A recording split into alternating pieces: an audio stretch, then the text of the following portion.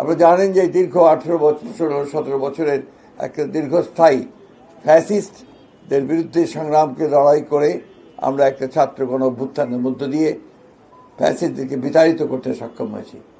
এবং তারপরে প্রায় 1.5 বছর একটি অন্তর্বর্তীকালীন সরকারের তত্ত্বাবধানে থেকে আমরা একটা সম্পূর্ণ নিরপেক্ষ একটা নির্বাচনের মধ্য দিয়ে বাংলাদেশ জাতীয়তাবাদী দল রাষ্ট্র পরিচালনার দায়িত্ব পেয়েছেন আমাদের নেতা তারেক রহমান সাহেবের নেতৃত্বে। তিনি প্রধানমন্ত্রী হয়েছেন। আমি আজকে এক পত্রিকা একটি সংবাদ দেখলাম, যে সংবাদটি আমাকে অত্যন্ত আহত করেছে। যে জামাত ইসলামের আমির তিনি বলছেন যে বিএনপি ইঞ্জিনিয়ারিং করে ক্ষমতায় এসেছে। আমি এটা তীব্র নিন্দা জানাচ্ছি, প্রতিবাদ জানাচ্ছি। এবং তিনি বা তার দল যে কখনোই সুস্থভাবে চিন্তা করেন না তার প্রমাণিত হয়েছে। সমগ্র পৃথিবী, এই সমস্ত যারা অবজারভার এসেছিল, সমগ্র বিশ্বের সমস্ত দেশগুলো, বাংলাদেশের সমস্ত প্রতিষ্ঠানগুলো, পত্র পত্রিকা, মিডিয়া এক বাক্যে স্বীকার করেছে যে এই নির্বাচনটি ছিল এই কালের, অর্থাৎ বাংলাদেশ সৃষ্টির পর থেকে সবচেয়ে নিরপেক্ষ, অবাধ এবং সুষ্ঠু নির্বাচন।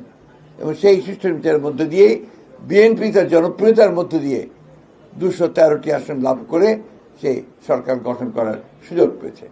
সুতরাং জামাতে ইসলামের আমিরের এই বক্তব্য আমি আবার আমরা প্রত্যাখ্যান করছি, শুধু নয় নিন্দা জানাচ্ছি এবং ক্ষোভ প্রকাশ করছি।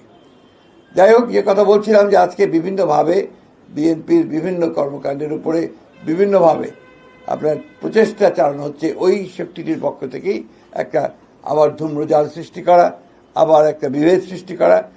আমরা 5ই আগস্টের পরে যে সুযোগ পেয়েছি বাংলাদেশে গণতন্ত্রকে প্রাতিষ্ঠানিক রূপ দেওয়ার, সেই প্রচেষ্টাকে নষ্ট করে দেওয়া, সুযোগকে নষ্ট করা, আবার একটা ফ্যাসিস্ট শাসনের পায়তারা তারা করছে কিনা সেটা আমাদেরকে চিন্তা করতে হবে, দেশবাসীকে চিন্তা করতে হবে। ভিন্নভাবে দেশকে আবার স্বৈরাচারের মধ্যে তারা নিতে চায় কিনা সেটাও আমাদেরকে চিন্তা করতে হবে। এবং তাদের যে অতীত ইতিহাস, সেই ইতিহাস আমরা সবাই খুব ভালো করে জানি। সেই কারণেই সমগ্র জাতি অত্যন্ত সচেতনভাবে তাদেরকে প্রত্যাখ্যান করেছে এবং আগামীতে যেন পুরোপুরি তাদেরকে নির্মূল করা যায় রাজনৈতিকভাবে, সেইভাবেই আমাদেরকে কাজ করতে হবে।